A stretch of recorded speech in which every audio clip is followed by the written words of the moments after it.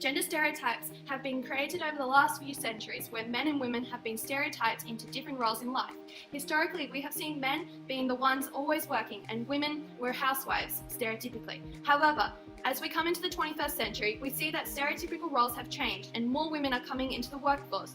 In the workforce, we see women as teachers according to popular culture, seen in movies like Miss Norbury and Mean Girls, and men are seen to go into higher paying jobs like science and IT.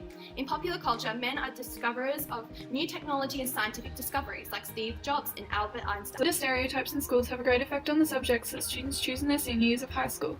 The New South Wales Education Database shows that Year 9 and 10 subjects such as food technology, drama and dance are heavily dominated with females, while subjects such as graphics technology and industrial technology are dominated with males.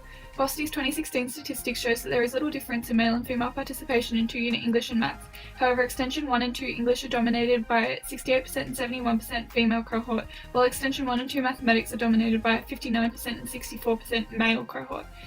In the sciences, biology consists of 39% male cohort, while chemistry has a 56% male cohort, and physics has a 78% male cohort. From these statistics, it is clear that a much higher percentage of females are enrolling in English and creative subjects, while a much higher percentage of males are enrolling in science, maths, and technology-based subjects. This has led us to consider what career paths this is leading students to take and why popular culture and stereotypes have such a heavy influence within schools and over these young minds. Another gender stereotype that is produced by popular culture in relation to schooling is the teacher's gender disparity. What do you think when you think of a teacher? According to the data sets, there are 71.8% of female compared to 28.2% of male in all levels of school.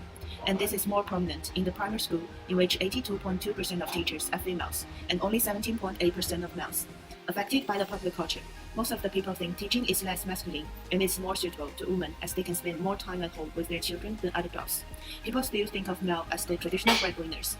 Moreover, women are taught to have their traits such as helpful, patient, and caring through our popular culture.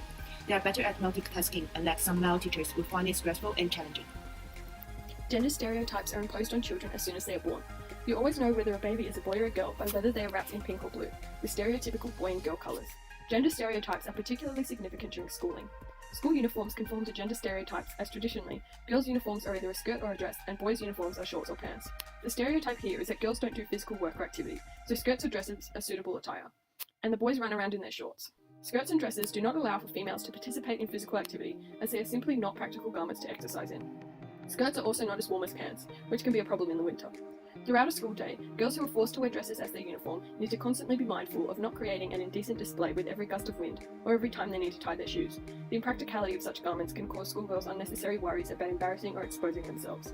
This is all because they are forced to wear the uniform due to stereotype rather than practicality. This stereotype of dresses for girls, pants for boys should definitely be challenged, as it can have a significant impact on a female's ability to participate in sports and activities and on their body confidence. It's been shown that gender stereotypes have been reproduced in popular culture through cultural devices such as film. There has been debate on whether these stereotypes should be challenged, but ultimately it is suggested that they be challenged. For instance, studies have found that not challenging the trend of more female teachers in schools have resulted in a decrease in male student educational outcomes. This is because students with the same gender as their teacher learn more effectively as they can relate to their teacher. However, these studies are not empirical, which reduces research reliability. Conversely, an in-depth empirical study conducted by INSUL 2012 found that the gender of the teacher has minimal effects on student achievement. This suggests that the stereotype should not be challenged. However, according to current research, challenging this gender stereotype to include an equal proportion of male teachers creates an inclusive environment, which enhances teacher job satisfaction and performance. Challenging the stereotype may therefore enhance student educational outcomes. Additionally, it is expressed that gender biases in subject selections be removed, as they limit a student's choice. This can reduce their sense of self-determination. However, if this is challenged, students would be presented with a multitude of subjects to choose from, which may lead to psychological issues such as stress and anxiety. But the negatives associated with not challenging the stereotype notably outweigh that of challenging it. Therefore, it is suggested that this stereotype be challenged. Furthermore, it has been argued that the gender-biased uniforms should remain unchallenged in schools, as they can assist teachers to segregate students based on their gender for bathroom and changing room safety. But ultimately, the notion of binary gender uniforms does not take into account those who belong to the LGBTQI community.